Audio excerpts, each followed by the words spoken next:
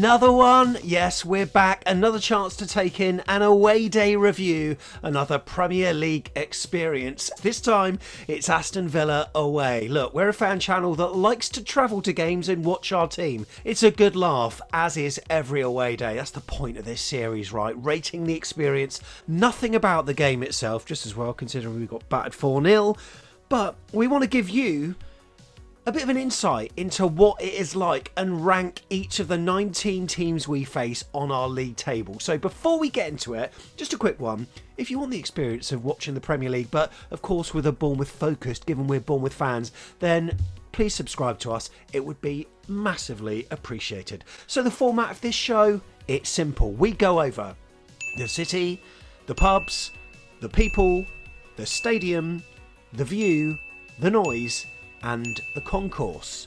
We then rate each one out of 10, and here is the current league table. So we're actually surprised ourselves that Liverpool is top, because atmosphere wise we've actually been underwhelmed on previous visits, but this season it was absolutely banging. But under that you got Spurs, Man City, Palace, and then Leeds. Villa was our 6th away game of the season, so where will it be?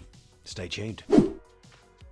Okay, so firstly, the city. Now, the problem with this category, if you want to call it that, is that Villa Park isn't really close to the city centre. It's actually quite a trek. For instance, if you want to get from, like, I don't know, the Jewellery Quarter to Villa Park on foot, I mean, Google Maps has it as 53 minutes. It's about a 45-minute stride.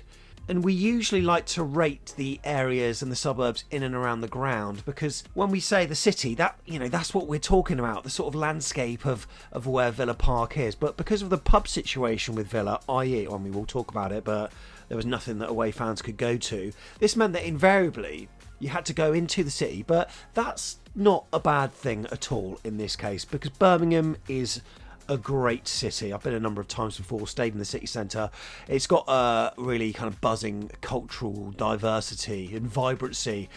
I think it's slowly managed to elevate itself over the years, and it doesn't get associated with the criticisms that it may be used to, because people weren't all that complimentary about Birmingham, let's be fair, right? And I think the fact of the matter is that now, thanks to new development, regeneration projects, a lot of kind of service related industries, I suppose, new investment, and a thriving event space as well, means it is getting better. Indeed, I think over the past 50 years it's transformed from like a declining industrial hub into a modern and diverse and increasingly attractive place to live in. So in terms of the redevelopments, you've had like Brindley Place, you've had the Bullring Shopping Centre that's been kind of redone up, New Street Station, of course, the Smithfield project is ongoing as well. Also, HS2 is going to have its positive effects. When you drive up from Bournemouth, you pass it a couple of times and you can see what that is. Well, I mean, the government say it's going to have a positive effect. Will it?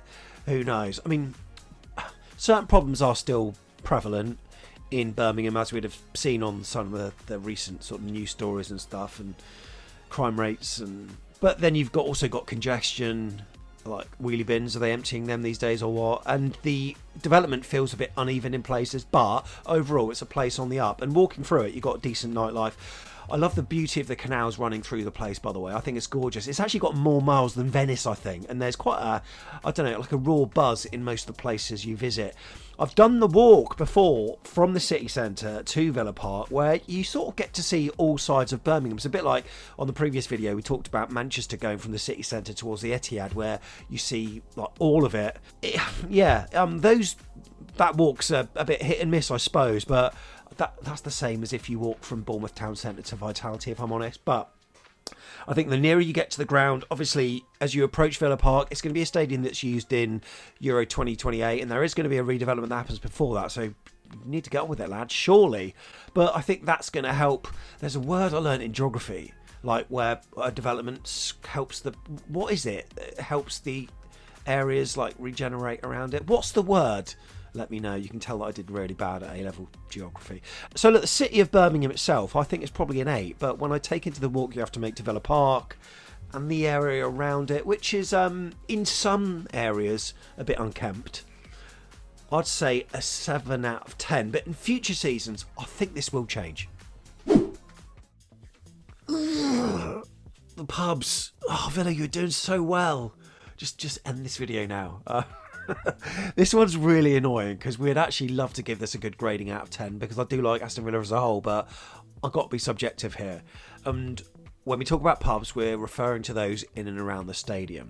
I do have to dip into, of course, the ones that are available in the city centre, though. And look, there are a wealth of different places that you can eat and drink before a game, so that has to be kept in mind. But unlike other away days, such as Liverpool that we did, first away game of the season, where you're pretty much welcome in any pub, in and around Aston Villa, it's not quite the case, with no away fans allowed in the vicinity, which is a bit of a shocker, really. Previously, fans were able to go to the Witten Arms, but of course that's not the case anymore. And also the Barton's Arms as well, which used to be a superb place. Absolutely love it there for home and away fans. Lovely Thai food as well, but seemingly that place just cannot thrive or survive because it's now been closed for a second time in recent years. I mean, I don't know its history before that, but it means that the Cherries fans haven't got a dedicated away venue.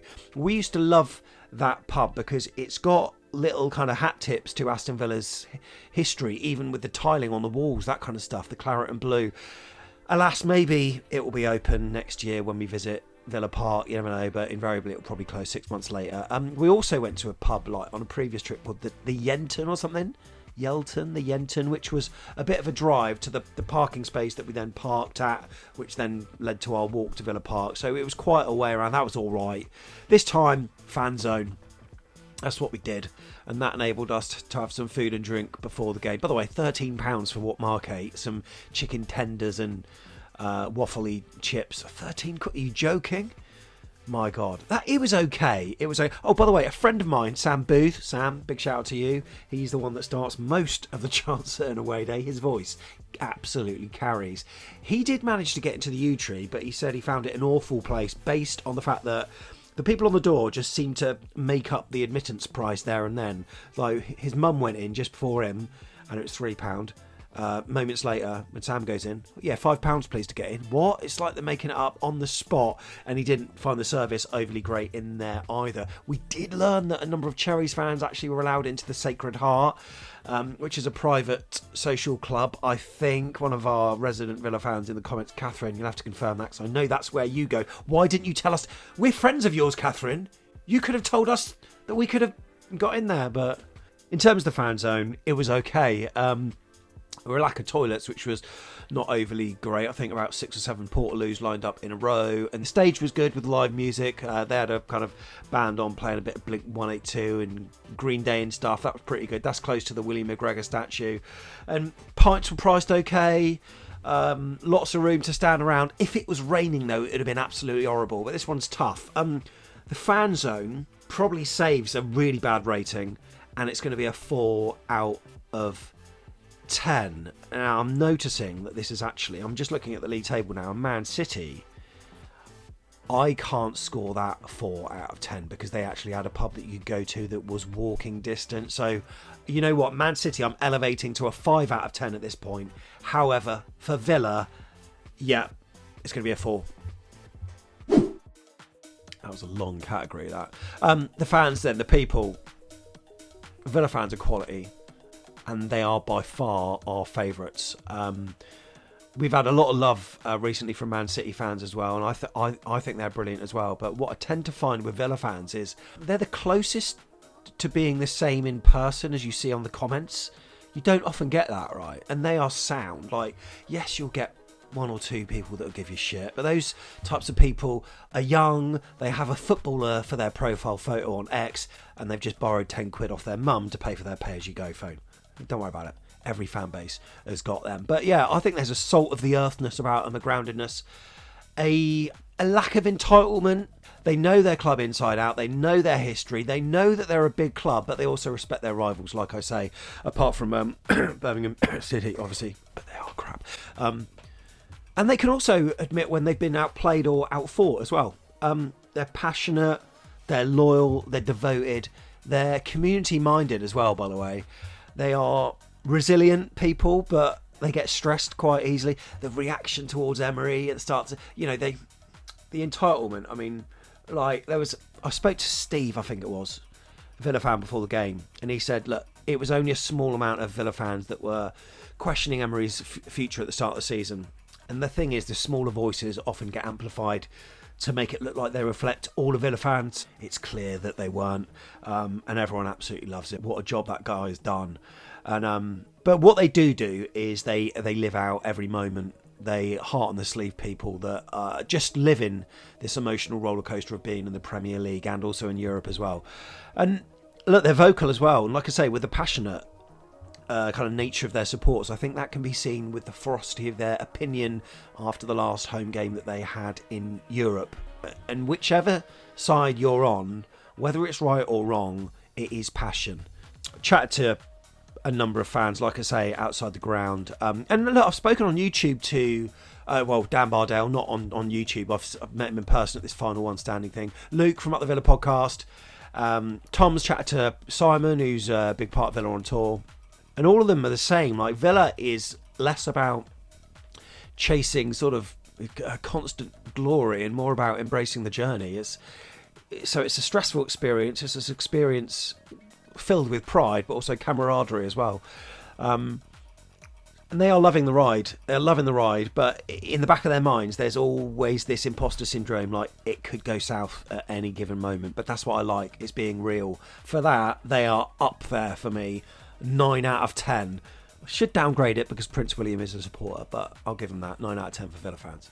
This is a long video, isn't it? God, I swear I'm talking too much. The stadium, Villa Park, it's beautiful, isn't it? It's elegant, it's old school, it's four sides, it's historical. There's a reason why it staged FA Cup semi-finals for so long. The pitch, I believe, unlike the Etihad, which was the last one, that was 6 metres below ground level, it is level with ground level, which therefore makes the stands large and imposing. It just reeks of history. I love the brickwork, I love the famous old steps, and when you walk around you really get a feel of all the past glories that the club's had. I think 1897, I had a quick Google, was when Villa Park was first utilised, a couple of decades after the club came about. And it's just wonderful. It mixes tradition with modern upgrades. It makes it therefore a shrine for Villa fans and a respected venue in world football. 43,000 seats, is it? That's obviously going to increase, and the work on that needs to be started soon. The Holt End, of course, is like not the biggest, but at one point it was the largest single tier stand in Europe. It's certainly one of the biggest now still, and it obviously creates a famous atmosphere.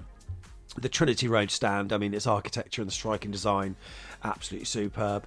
And the stadium, in terms of location, it's well connected by rail with Aston and Whitton stations nearby, bus routes making it easy to reach. And it's a cultural landmark that is obviously more than football. It's not the largest stadium in the UK, it's not the most futuristic, but its atmosphere and its character definitely make it one of the most loved.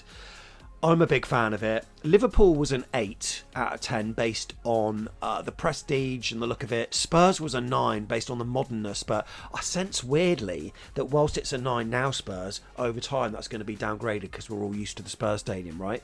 But because Villa stood the test of time, it's no better or worse than Anfield. It is a really good score of 8 out of 10.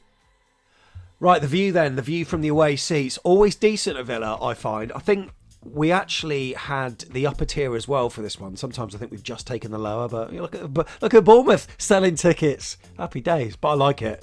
It's really close to... I've just got to check I'm still recording this video because I'm not... Yeah, okay, it's fine. I didn't have the lines on screen. I am, thank God. You're on the side of the pitch, but you do have good sight lines from where you are.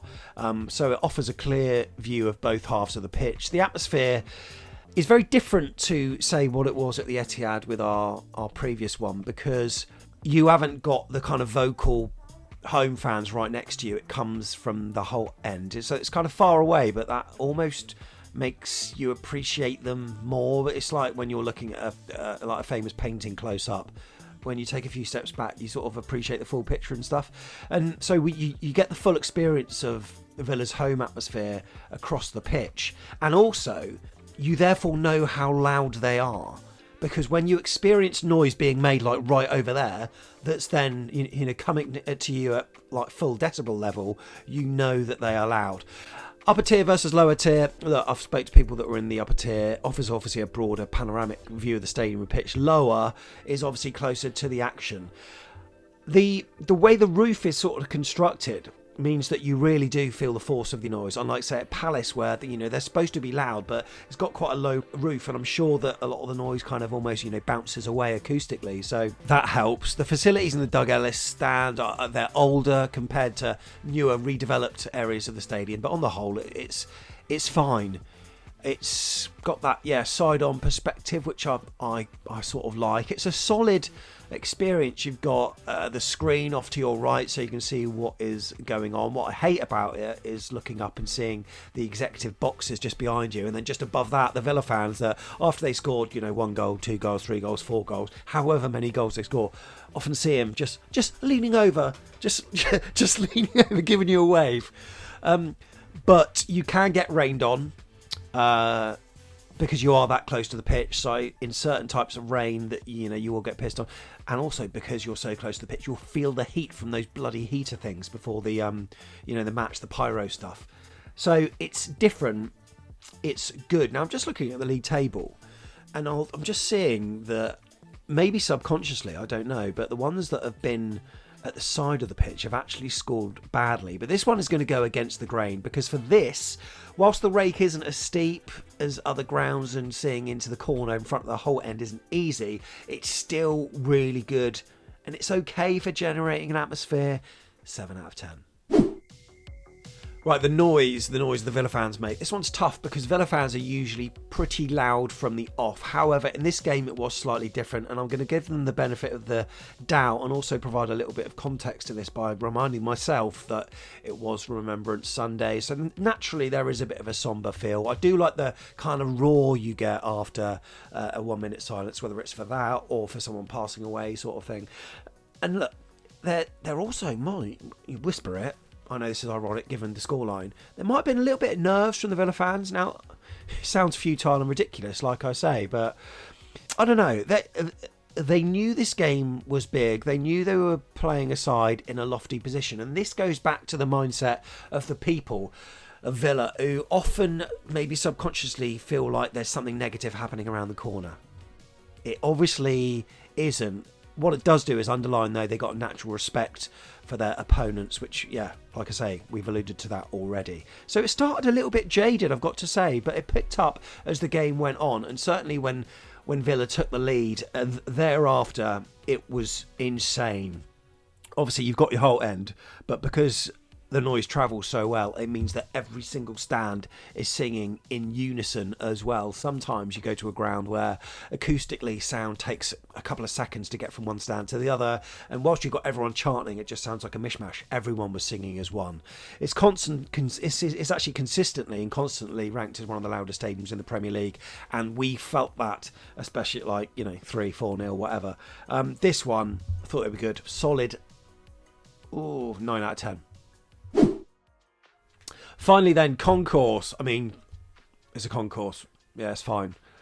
There are separate concourses for the away fans on the different tiers, which is a shame, but there's a satisfactory amount of space. But I say satisfactory because obviously when you've got lots of people hanging about, you don't know if they're just in their group chat, and you don't know whether they're in the queue to have a piss, you don't know whether they're waiting for food, so you're sort of trying to navigate that. You used to be able to go outside at Villa Park for if you're a vapour or a smoke or whatever. This time it wasn't possible, so that was a shame, I suppose, for those that partake in those activities. There were TVs at the bottom showing Sky Sports News and then the game itself, and there was a bit of space as well where we were sat, the nearest vomitory. That's what they call it, a vomitory. Ironic, given I wanted to vomit after that performance from Bournemouth. But near there was actually a fair bit of space in that area. It's functional, it's traditional.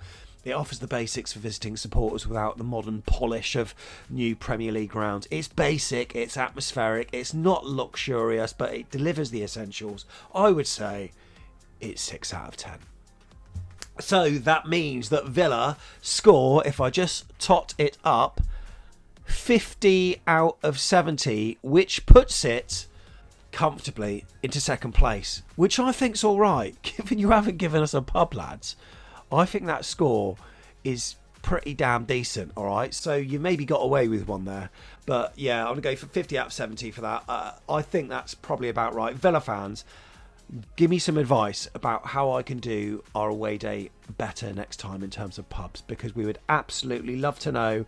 Right, coming up, our next away day, I'm thinking, so we've got West Ham at home on Saturday. After that, Sunderland away. I'm staying in Edinburgh for a few days around that, just for a bit of culture, but I do need to obviously travel down on the train from Waverley to Sunderland, well, Newcastle, then the Metro on the, what's that, it's 27th.